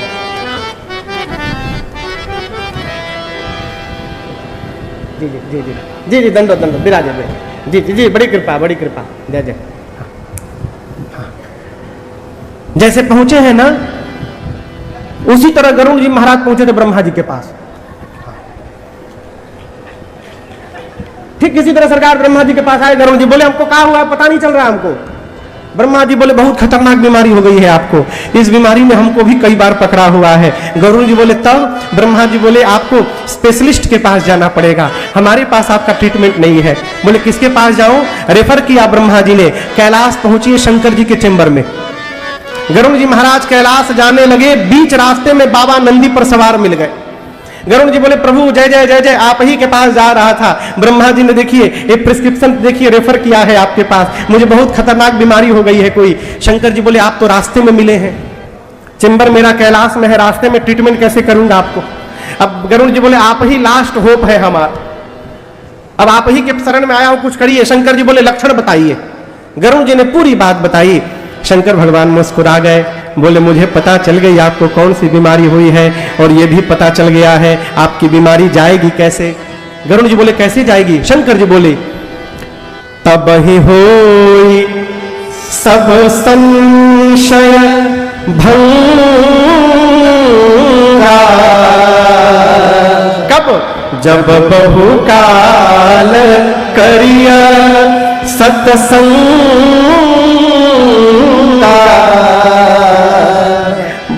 शंकर भगवान बोले गरुड़ जी से कि जब आप लंबे समय तक सत्संग करेंगे तो आपका सारा भ्रम संशय समाप्त हो जाएगा। कितने देर के लिए सत्संग करेंगे? कहिए कहिए। लंबे समय तक। गरुड़ जी बोले आप ही शुरू कर दीजिए। शंकर जी बोले टाइम नहीं है, कुबेर के यहाँ मीटिंग है उसमें जा रहा हूं, रास्ते में कैसे लंबा सत्संग दे सकता हूं आपको। गरुड़ जी उदास हो गए। शंकर जी बोले उदास मत होइए, एक ऐसा जगह मैं जानता हूं जहां पर तजी हरि भजन काज नहीं दूजा, जहां भगवान की कथा को छोड़कर दूसरा काम ही नहीं है। 24/7 एक ही काम है, दिन रात भगवान की कथा होती है, वहां जाइए। गरुड़ जी बोले कहां जाऊं? शंकर जी बोले हिमालय में नीलगिरी पर्वत है, वहां जाइए, वहां एक कौआ महाराज है, उनका नाम है काक भुसुंडी जी। भुसुंडी सरोवर के पास बैठे रहते हैं और उस सरोवर में बृंद बृंद विहंग तह आए, झुंड के झुंड पक्षी आकर के बैठ करके और काक भुसुंडी जी के मुख से दिन रात राम जी की कथा सुनते रहते हैं। वहां जाकर जब आप कथा सुनिएगा ना, लंबा सत्संग अटेंड करिएगा तो आपका सारा संशय भ्रम समाप्त हो जाएगा। गरुड़ जी महाराज तुरंत चले, कैलाश में बैठे भगवान शंकर के सामने। मेरी मां पार्वती कहती है प्रभु आप चाहते ना तो एक क्षण में गरुड़ जी का भ्रम संशय समाप्त कर सकते थे, आपने ऐसा क्यों नहीं किया? शंकर भगवान बोले देवी आप इसको सामान्य घटना समझ रही हैं? भगवान जिनके ऊपर बैठ के चलते हैं, भगवान के इतने निकट रहने वाले गरुड़ जी महाराज को संशय हो गया। यह सामान्य घटना नहीं है, यह विशेष घटना है। भगवान के नैकट्यता प्राप्त होने के बाद भी भ्रम उत्पन्न हो रहा है। इसका अर्थ है यह भ्रम भगवान ने जानबूझकर उत्पन्न कराया है। अवश्य गरुड़ जी महाराज जीवन में कभी अभिमान किए होंगे। होई कीन कबहु अभिमाना सोई खोवै चह कृपा निधाना। ये भगवान की रचना है। गरुड़ जी महाराज कभी अभिमान किए होंगे और भगवान उस अभिमान को समाप्त करना चाहते हैं, इसलिए मैं उस लीला में प्रवेश नहीं किया। भगवान की रचना चल रही है, चलने दीजिए, पहला कारण। दूसरा कारण देवी, गरुड़ जी महाराज पक्षी हैं। अच्छा आप बताइए, हम कलकत्ता से आए हैं, शरीर तो बिहार का है लेकिन जन्म कलकत्ता में हुआ है। हम बंगाली भी जानते हैं, আমি খুব ভালো করে বেঙ্গলি জানি, বলতেও পারি। আমি যদি এখানে বসে আমি আপনাকে 9 দিন ডেলি 3 ঘন্টা 4 ঘন্টা বাংলায় কথা শোনাবো, তাহলে আপনারা কিছু বুঝতে পারবেন নাকি? कुछ बुझाया? नहीं बुझाया। शंकर जी यही बोल रहे हैं, क्या गरुड़ जी महाराज पक्षी है। एक पक्षी को पक्षी की भाषा ठीक से समझ में आएगी। मैंने जहां उनको भेजा है वहां कथा सुनाने वाला भी पक्षी है और कथा को सुनने वाला भी पक्षी है, इसलिए मैंने नहीं दूर किया, वहां भेज दिया। यहां गोस्वामी जी कहते हैं गरुड़ जी महाराज जैसे पहुंचे नीलगिरी पर्वत, जैसे मान लीजिए कथा का पंडाल है ना, इसी पंडाल को आप गरुड़ नीलगिरी पर्वत में काकभुसुंडी जी का आश्रम समझ लीजिए। ये पंडाल ही उनका आश्रम है। यहां बैठ के काकभुसुंडी जी, सामने तालाब में पक्षी बैठे हैं, यहां काकभुसुंडी जी कथा सुना रहे हैं। गोस्वामी तुलसीदास जी महाराज कहते हैं कि गरुड़ जी महाराज जैसे बाउंड्री वॉल से भीतर इन किए, अभी कथा सुने नहीं, केवल आश्रम का दर्शन किया। कथा होते होते उस आश्रम की इतनी महिमा हो गई थी कि आश्रम के दर्शन करने मात्र से, क्षण मात्र में गरुड़ जी महाराज का जितना संशय था, भ्रम था, मोह था, केवल आश्रम देखने से सारा भ्रम संशय समाप्त हो गया, मन निर्मल हो गया हो, आनंद हो गया। गरुड़ जी सोचने लगे अभी कथा नहीं सुना हो, अभी सत्संग नहीं मिला। जिस स्थान पे सत्संग चल रहा है, सत्संग होते होते स्थान की इतनी दिव्यता हो गई कि उस स्थान के देखने मात्र से भ्रम समाप्त हो गया। यदि वो सत्संग मेरे कान में प्रवेश कर जाए तब जीवन में कितना परिवर्तन होगा, इसकी कोई कल्पना नहीं कर सकता है। जैसे गरुड़ जी महाराज आए, काकभुसुंडी जी ने देखा, अरे राजा साहब आ गए, उतर करके जाकर स्वागत किया, दिव्य आसन देकर पधराया। और गोस्वामी जी तो कहते हैं, आप बताओ काकभुसुंडी जी कौन से पक्षी हैं? जोर से कहिए। कौवा। कौवा मीठा बोलता है कि कड़वा बोलता है? हाँ कहिए कहिए। घर के पीछे कौवा बोले तो कितना लोग ध्यान लगा के सुनते हैं ना, कितना अद्भुत बोल रहा है कौवा। कोई सुनता है? नहीं। कौवा जैसे कांव कांव करे, लोग डंडा लेके दौड़ते हैं भगाने के लिए। जो बहुत बोलत है, चुप रहो, का कौवा जैसा कांव कांव कर रहे हो दिन भर। कौवा मीठा नहीं बोलता है, लेकिन मैं आपको प्रमाण के साथ सुना रहा हूं। श्री रामचरितमानस में रहने वाला कौवा मीठा बोलता है, यहां प्रमाण है। गरुड़ जी महाराज जब आए हैं, काकभुसुंडी जी ने बिठाया, पूजन किया। गोस्वामी जी कहते हैं, करे पूजा कैसे? समेत अनुरागा। श्री गरुड़ जी महाराज का अनुराग के साथ काकभुसुंडी जी ने पूजन किया और पूजन करने के बाद मधुर बचन तब बोले का। कैसा वचन? मधुर वचन। कथा गाते गाते काकभुसुंडी जी के वाणी में मधुरता आ गई थी। ये कथा कहती है, इस कथा को गाते गाते सुनते सुनते यदि कौवे की वाणी में मधुरता आ सकती है तो हमारी आपकी वाणी में मधुरता क्यों नहीं आ सकती? माई बाप, आप गा कर तो देखिए एक बार। प्रातस्मरणीय पूज्य श्री देवादास जी महाराज हुए, अद्भुत विलक्षण विभूति। वो कहते हैं, जीवन में नाम कीर्तन करो तुम सुधर जाओगे, नाम कीर्तन करो तुम सुधर जाओगे, नाम कीर्तन करो तुम सुधर जाओगे, नाम कीर्तन करो तुम सुधर जाओगे। नाम कीर्तन करो तुम सुधर जाओगे। नाम कीर्तन करो तुम सुधर जाओगे।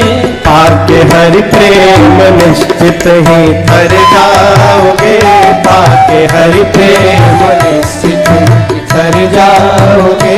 नाम कीर्तन करो तुम सुधर जाओगे। नाम कीर्तन करो तुम सुधर जाओगे। करके करुणा मनुज देह प्रभु ने दिया। करके करुणा मनुज देह प्रभु ने दिया। करके करुणा मनुज देह प्रभु ने दिया। करके करुणा मनुज देह प्रभु ने दिया। क्यों नहीं राम का नाम तुम गाओगे। क्यों नहीं राम का नाम तुम गाओगे। नाम कीर्तन करो तुम सुधर जाओगे। नाम कीर्तन करो तुम सुधर जाओगे।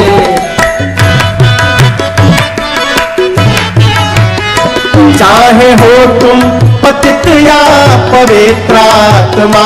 चाहे हो तुम पतित या पवित्रात्मा। चाहे हो तुम पतित या पवित्रात्मा। चाहे हो तुम पतित या पवित्रात्मा। गा के हरि नाम भक्ति का रस पाओगे। गा के हरि नाम भक्ति का रस पाओगे। नाम कीर्तन करो तुम सुधर जाओगे। नाम कीर्तन करो तुम सुधर जाओगे। नाम कीर्तन करो तुम सुधर जाओगे। नाम कीर्तन करो तुम सुधर जाओगे। नाम कीर्तन करो तुम सुधर जाओगे। श्री काकभूषुंडी जी ने मधुर शब्द कहे। क्या कहा? हे गरुण जी महाराज, आप राजा हैं, कहिए आपके आने का हेतु क्या है? आप हमारे घर में चले आए, क्या कारण है? जैसे काकभूषुंडी जी ने प्रश्न किया, गरुण जी बोले, सुनहु तात जेहि कारण आयो। हे तात, जिस कारण मैं आया था सो सब भयऊ दर्श तब पायो। मेरे आने का सारा कार्य पूर्ण हो गया। काकभूषुंडी जी बोले कैसे? बोले देखी परम पावन तब आश्रम। आपके इस परम पवित्र आश्रम का केवल दर्शन मात्र करने से गयऊ मोह संशय नाना। मेरा सारा मोह संशय भ्रम सब समाप्त हो गया। अब तो मैं आपसे प्रार्थना करने आया हूं कि अति पावनी सदा सुख प्रदान करने वाली भगवान की कथा आप मुझे सुनाने की कृपा करें।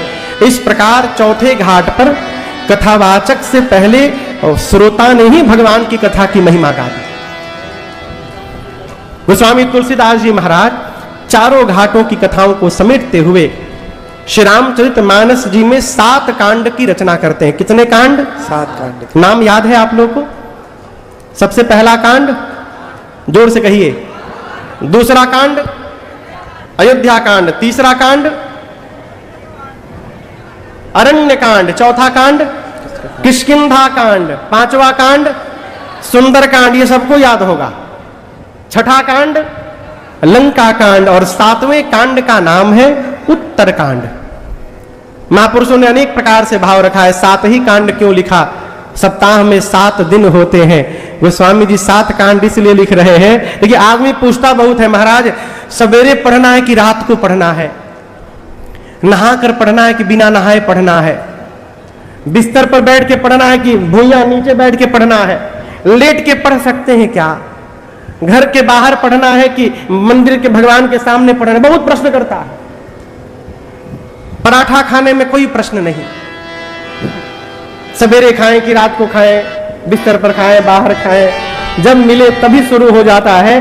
गोस्वामी जी ने 7 दिन है इसलिए 7 कांड लिखा। 7 दिन में से जिस दिन तुम्हारा पढ़ने का मन करे उसी दिन प्रारंभ हो जाना। इसके लिए कोई समय नहीं है। जब मन करे वहीं उसी समय प्रारंभ हो जाइए, पढ़िए। मानस जी लाल कपड़े में बांध करके आरती दिखाने के लिए नहीं बनी है। देखिए, आपसे मैं एक निवेदन करूं, श्री रामचरित मानस जी को पुस्तक समझने का अपराध न करिएगा। ये किताब नहीं है, ये साक्षात रघुनाथ जी के अवतार हैं, ये भगवान के वांग्मय अवतार है। प्रमाण देता हूं, राम जी अवतार कहां लिए? जोर से कहिए। अयोध्या जी में। किस महीने में लिए? हाँ, कोई अप्रैल न कह देना। हाँ, चैत्र मास। कौन से पक्ष में लिए? शुक्ल पक्ष। कौन सी तिथि में लिए? नवमी तिथि। कौन से दिन को लिए? मंगलवार। किस समय लिए? दिन में 12 बजे। चैत्र शुक्ल नवमी भौमवार मंगलवार दिन में 12 बजे अभिजीत मुहूर्त में भगवान श्री रघुनाथ जी ने अयोध्या की धरती पर प्राकट्य लिया। ठीक। गोस्वामी तुलसीदास जी महाराज श्री रामचरित मानस का लेखन प्रारंभ किए किस दिन पता है? जेहि दिन राम जन्म श्रुति गावहि, जय दिन राम जन्म श्रुति गावहि, तीरथ सकल तहाँ चलिया वही, तीरथ सकल कहाँ चलिया वही। नवमी भौमवार मधुमासा, नवमी भौमवार मधुमासा, अवधपुरी यह चरित प्रकाशा, अवधपुरी यह चरित प्रकाशा, अवधपुरी यह चरित प्रकाशा, अवधपुरी यह चरित प्रकाशा। गोस्वामी तुलसीदास जी बालकांड में कहते हैं संबत 1631 1631 ईस्वी नहीं संबत। अभी कौन सा संबत चल रहा है? 2081। सही बोल रहा हूं ना? 81 ना? आज से ठीक 450 साल पहले, सरकार ठीक एग्जैक्ट 450 साल पहले, आज से इस समय से 450 साल पहले गोस्वामी तुलसीदास जी महाराज अयोध्यापुरी में किस दिन, जिस दिन राम जी अवतार लेते, जहि दिन राम जन्म श्रुति गावहि। वेद जो तिथि राम जी के जन्म का बताते हैं, चैत्र मास शुक्ल पक्ष नवमी तिथि दिन मंगलवार का। याद रखिएगा, नवमी तिथि हर वर्ष आती है, लेकिन यह आवश्यक नहीं कि हर वर्ष नवमी तिथि के दिन मंगलवार का दिन हो। कभी बुधवार को भी पड़ती है, कभी बृहस्पतिवार को भी पड़ जाती है, लेकिन संबत 1631 की रामनवमी मंगलवार को पड़ी थी। और केवल इतना ही नहीं, राम जी के जन्म के समय जोग लगन ग्रह वार तिथि सकल भय अनुकूल। राम जी के जन्म के समय जो जोग लग्न ग्रह वार तिथि नक्षत्र बने थे, वो सारी रचनाएं संबत 1631 की रामनवमी को दिन में 12 बजे बना। और उसी अयोध्यापुरी में बैठकर जिस जोग लग्न ग्रहवार तिथि में राम जी ने अवतार लिया, उसी अयोध्या में संबत 1631 में श्री रामचरित मानस जी ने भी अवतार लिया। इसलिए इस श्री रामचरित मानस को भगवान का स्वरूप बताया गया। ये भगवान का वांग्मय स्वरूप है। इसलिए मानस जी केवल आरती उतारने के लिए नहीं है। इस मानस जी को अपने मानस में पहुंचाने का प्रयास करिए। मानस जी जब श्री रामचरित मानस से निकल करके इस मानस में पहुंचेंगी, तब इसका जनमानस पर प्रभाव दिखाई पड़ेगा और समाज पर प्रभाव दिखाई पड़ेगा। गोस्वामी तुलसीदास जी महाराज ने 7 कांड लिखे और बाल कांड के प्रारंभ में बाबा ने, ऐसा लगता है कि मानो प्रत्येक कांड को समर्पित करने हेतु गोस्वामी जी ने 7 श्लोक लिखे। जो आप में से मानस के सुधी पाठक होंगे वो जानते हैं। पहले श्लोक में ही गोस्वामी तुलसीदास जी ने मां सरस्वती और गणपति भगवान को वंदन किया। वर्णानामर्थ संघाना रसानां छन्दसामपि मंगलानां च कर्तारो वंदे वाणी विनायको। पूज्यपाद गोस्वामी तुलसीदास जी मानस को प्रारंभ करते वर्ण शब्द से। वर्णानाम अर्थ संघाना, किस शब्द से? किस शब्द से? वर्ण से। माइक बंद है का? श्री राम। हाँ। किस शब्द से प्रारंभ करते हैं? वर्ण से। वर्ण शब्द से। अब पूर्ण किस शब्द पर किए? मानवा। ते संसार पतंग घोर किरणे दहयन्ति नो मानवा। मानस को प्रारंभ करते वर्ण शब्द पर, अंत करते हैं मानव शब्द पर। क्यों? गोस्वामी तुलसीदास जी कहते हैं किसी भी वर्ण का जीव हो, ब्राह्मण हो, क्षत्रिय हो, वैश्य हो, सेवक हो, किसी वर्ण का हो, जो भी इस मानस जी को पढ़ करके अपने मानस में उतार लेगा वही अंत में मानव कहलाने का अधिकारी होगा। ये राम जी की कथा मानवता प्रदान करती है। क्षमा करिएगा, मानव शरीर प्राप्त हो गया तो हम मानव है, भ्रम से बाहर रहिएगा।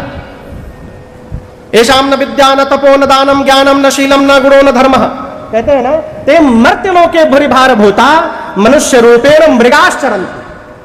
जिसके पास न विद्या है, न तप है, न दान है, न शील है, न गुण है, न धर्म है, वो इस धरती पर भार है, मनुष्य के रूप में पशु बन के घूम रहा है।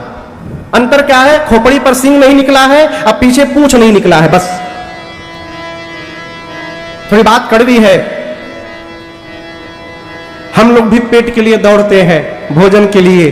पशु भी पेट के लिए दौड़ता है ना। हम लोग भी रात को सोते हैं, पशु भी रात को सोता है। कुछ मामलों में पशु हमसे श्रेष्ठ है। पशु अपना ऋतु आने पर, समय आने पर संसारिक भोग में प्रवेश करता है, मनुष्य दिन रात लगा रहता है। यदि हम भी वही कर रहे हैं जो एक पशु करता है, एकांत में सोचिएगा हमारे में और उसमें अंतर क्या है। माई बाप, ये जो धर्म है, ये धर्म ही हमको पशुवत से मानवता की ओर लेकर जाता है। ये धर्म ही हमको पशु से भिन्न करता है। और यदि जीवन में धर्म नहीं है तो हमारे में पशु में कोई अंतर नहीं है। गोस्वामी तुलसीदास जी महाराज वर्ण पर प्रारंभ करके मानव शब्द पर मानस को पूर्ण करते हैं। पहले श्लोक में गणपति भगवान और सरस्वती मैया को साथ में वंदन करते हैं। क्यों? अभी अभी गणपति भगवान का उत्सव का समय निकला है, गणेश चतुर्थी। अभी अभी हम लोगों ने गणेश जी को विदा किया है। गणपति भगवान विद्या बुद्धि के प्रदाता है, विवेक के प्रदाता है, और मां सरस्वती बोलने की कला प्रदान करती हैं। बोलने का ढंग आ जाए और विवेक ना हो तो मनुष्य अटपटा बोल जाए, और कितना भी विवेक क्यों ना हो, बोलने का ढंग ना हो तो उस ज्ञान का, उस विवेक का कोई अर्थ नहीं है। गोस्वामी जी ने एक साथ मां सरस्वती और गणपति को वंदन किया। क्यों? आप दोनों एक साथ मिलकर मेरे पर कृपा करें, जिससे मैं इस ग्रंथ की रचना पूर्ण कर सकूं। दूसरे श्लोक में गोस्वामी जी कहते हैं भवानी शंकरो वंदे श्रद्धा विश्वास रूपिणो याभ्याम विना न पश्यन्ति सिद्धः स्वान्तः समेश्वर। दूसरे श्लोक में पूज्यपाद गोस्वामी तुलसीदास जी ने एक ही साथ मां पार्वती और भगवान शंकर को वंदन किया। क्यों? मां पार्वती श्रद्धा है और भगवान शंकर विश्वास है। निवेदन करूं आपसे, भगवान शंकर श्री रामचरितमानस के प्रथम आचार्य हैं। श्री रामचरितमानस के प्रथम आचार्य कौन है? भगवान शंकर। और मां पार्वती के ही कृपा से भगवान शंकर के मुख से इस राम कथा गंगा का प्रवाह हुआ, और जिसका लाभ आज भीलवाड़ा में बैठकर हम और आप उठा रहे हैं। ये मां भवानी की कृपा करुणा प्रसादी का परिणाम है। यदि मां पार्वती इस कथा को ना पूछी होती तो ना आज राजन बैठकर आपको सुना पता, और ना आप बैठकर के यहां पर कथा को सुन पाते।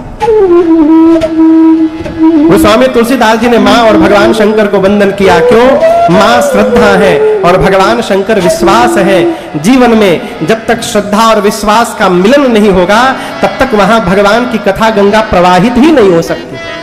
आप देखिए भीलवाड़ा में क्या इतने लोग हैं? बस इतनी आबादी है भिलवाड़ा की 5 लाख। 5 लाख की आबादी में आप इतने सारे लोग आए हैं, क्यों?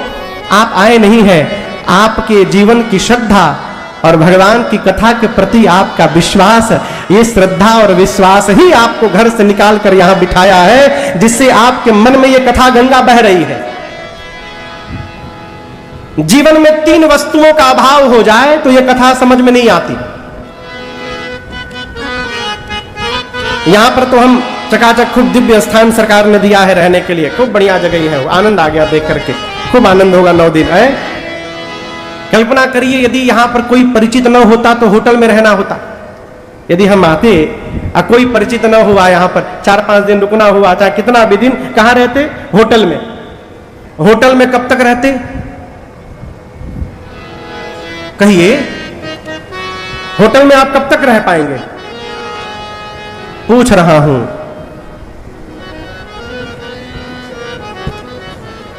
जब तक पास में रुपया है, दमड़ी है, तब तक होटल में रहिएगा। जिस दिन पैसा खत्म, कल तक जो सलाम ठोकता था वही सामान लेकर बाहर फेंकेगा। गोस्वामी तुलसीदास जी कहते हैं, ये जो रुपया है ना, इसको संबल कहते हैं। जे श्रद्धा संबल रहित, दूसरा नहीं संतन कर साथ, तिन कहु मानस अगम अति, तीसरा जिनहिन प्रिय रघुनाथ। जिस मनुष्य के पास श्रद्धा की पूंजी नहीं है, जिसके जीवन में संतों का संग नहीं है, और जिसको रघुनाथ जी के चरणों में प्रेम नहीं है, वो कितना भी ज्ञानी क्यों ना हो जाए, कथा पंडाल में आने के बाद भी उसको कथा समझ में आने वाली नहीं है। अब इन तीनों में किसको प्राप्त करना है? श्रद्धा को। किसको प्राप्त करना है? श्रद्धा को। जीवन में श्रद्धा को जन्म दिलाइए, भाव में। श्रद्धा यदि होगी तो संत को ढूंढना नहीं पड़ेगा, श्रद्धा ही संत के चरण तक पहुंचा देगी।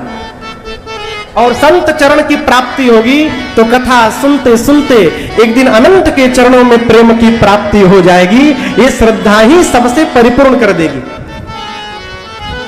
इसलिए गोस्वामी तुलसीदास जी महाराज ने दूसरे श्लोक में भगवान शंकर और मां पार्वती को वंदन किया।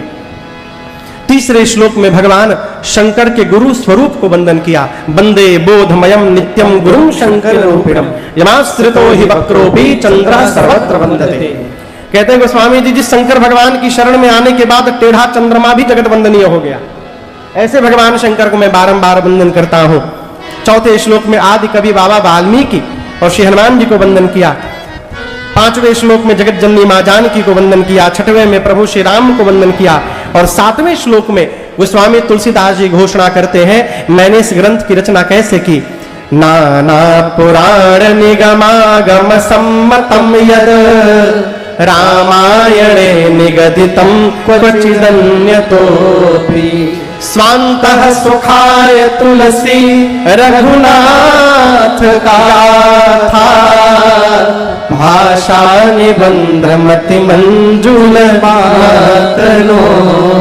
गोस्वामी जी कहते हैं 4 पुराण, 4 वेद, 18 पुराण, 6 शास्त्र और इसके बाद जितने रामायण हैं सबके सारांश को निचोड़कर मैंने श्री रामचरितमानस की रचना की है। कहने का अर्थ है, देखिए यहां पर एक से एक अद्भुत विद्वत संत चरण यहां पर विराजमान है। आप में से भी कई विद्वान यहां बैठकर कथा श्रवण कर रहे होंगे। हम विद्वान तो है नहीं। एक निवेदन आपसे करना चाहूं, ज्यादा होंगे जो भी मान लीजिए, 5000 मान लीजिए। हाँ चलिए 7000 पे फाइनल करिए। अब 7000 ठीक है। 7000 लोग कथा सुन के पंडाल से बाहर निकले और एक मीडिया के भाई माइक लेके अब बारी बारी सबसे पूछे कि आज आपने कथा में क्या सुना है। क्या 7000 लोग एक ही जैसा उत्तर देंगे? नहीं, सबके उत्तर अलग अलग होंगे।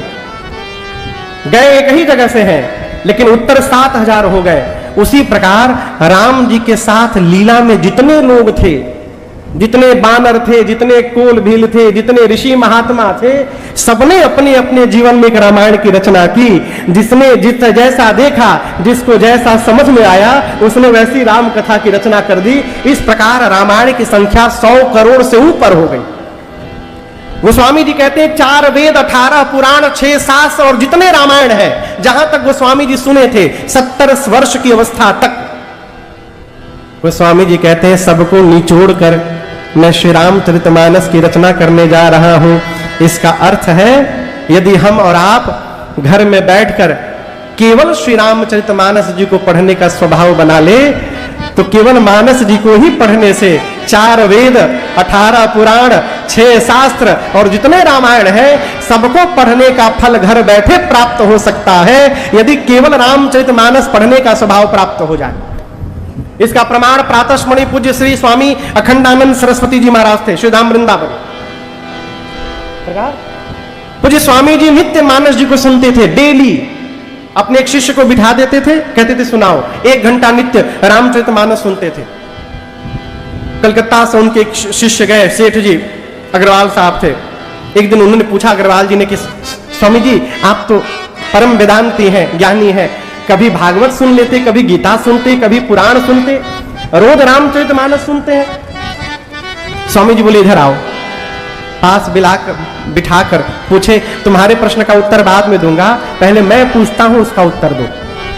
तुम्हारे सामने 4 प्लेट रखा हो, एक में आम हो, एक में सेव हो, एक में अंगूर हो, एक में अनार हो, और 5वां प्लेट नहीं 5वां जग है, उसमें आम का, सेव का, अंगूर का, अनार का रस निकाल करके मिला करके रखा हो। अब तुमसे यदि कहा जाए कि किसी एक को उठाना है 5 में से, किसको उठाओगे? अग्रवाल जी तुरंत बोले गुरुजी हम तो जग उठाएंगे। पूछे क्यों जग उठाओगे? तो बोले जग उठाऊंगा गुरुजी तो उसमें आम का भी स्वाद मिलेगा, सेव का भी मिलेगा, अंगूर का भी मिलेगा और अनार का भी मिलेगा। गुरुजी बोले वही बेटा मैं भी कर रहा हूं, मैं भी जग लेकर ही बैठा हूं रामचरितमानस जी को, इसी में सभी ग्रंथों का रस गोस्वामी जी ने भर दिया है। नाना पुराण निगमागम सम्मतम यद रामायणे निगदितम क्वचिदन्यतोऽपि स्वान्तः सुखाय तुलसी रघुनाथ गाथा भाषा निबंध मति मंजूर मातनो। इस प्रकार गोस्वामी जी ने 7 श्लोक की रचना की। इसके बाद पंचदेव उपासना में 5 सोरठे लिखे, फिर गुरु चरण रज की वंदना से कथा को प्रारंभ किए। बंदौ गुरु पद पदुम परागा सुरुचि सुभाष सरस अनुरागा। वंदना क्रम में गोस्वामी जी ने गुरु चरण रज की वंदना की, ब्राह्मणों की वंदना की, संतों की वंदना की। गोस्वामी जी ने तो दुष्टों की भी वंदना की। कई लोग कहते हैं दुष्टों की वंदना क्यों की? सीधी सी बात है, जब गोस्वामी जी कह दिए कि सिया राम मैं सब जग जानी, तो क्या दुष्ट और क्या साधु हो? गोस्वामी जी को सबके भीतर श्री सीताराम जी का दर्शन हो रहा है, इसीलिए गोस्वामी जी ने सबकी वंदना की। और व्यवहारिक पक्ष से यदि देखा जाए, प्रकार हमारे तरफ पूर्वांचल में शादी विवाह में एक रस्म होता है न्योता लिखने का, यहां चलता है। जो लोग भेंट देते हैं, लिफाफा देते हैं, सामान देते हैं, तो उसको डायरी में नोट किया जाता है। अमुक यहां होता है। हाँ। तो हमारे तरफ क्या होता है ना कि बोलू कि रहने दो, बुरा ना मानिएगा, दुई थे बहुत डेंजरस संबंध है। एक संबंध का नाम है जीजा और दूसरे का नाम है भूतपूर्व जीजा, वर्तमान के फूफा। और कोई रूठे चाहे ना रूठे, ये 2 लोग जरूर रूठते हैं किसी कार्यक्रम में। तो जो बुद्धिमान आदमी होता है ना, इन्हीं दोनों में से किसी एक को न्योता लिखने का काम सौंप देता है। क्यों? उनको लगता है कि हमको कैश डिपार्टमेंट मिल गया, हम बहुत इंपॉर्टेंट व्यक्ति हैं, और उनको ये नहीं पता है कि तुमको ऐसा काम दिया गया है कि तुम पूरी रात उसी में फंसे रहोगे। तो पूरी रात यही नोट करता रहता है, हर आधे घंटे बाद कैश मिलाता है, कहीं अधिक तो नहीं हो गया है? कहने का अर्थ है गोस्वामी जी ने दुष्टों की वंदना इसलिए की कि बाद में कोई उत्पात न करे, इसलिए गोस्वामी जी ने पहले ही सबको प्रणाम कर लिया, बाद में कोई कंप्लेन न करना हमको तो आपने पूछा ही नहीं है। गोस्वामी जी ने सबकी वंदना की। भगवान के परिकर समाज की वंदना की, भगवान के नाम की वंदना की। और सबकी वंदना करने के बाद गोस्वामी तुलसीदास जी महाराज कथा को तीर्थराज प्रयाग लेकर गए। आज नहीं, कल ठीक सरकार 2 बजे समय है ना, कल ठीक 2 बजे हम और आप मिलेंगे। कल इस व्यासपीठ की ओर से आपको कथा में आने का निमंत्रण नहीं है, भगवान शंकर के विवाह में बाराती बन के चलने का निमंत्रण है। कल बाराती बन करके आइए। और मैं आपसे निवेदन करना चाहता हूं, संसार के अलौकिक विवाह का कल दर्शन आपको होगा। ऐसा विवाह ना आज तक आपने कभी सुना होगा ना देखा होगा। क्यों? पूरे विश्व के सारे भूत प्रेत कल भीलवाड़ा में आए।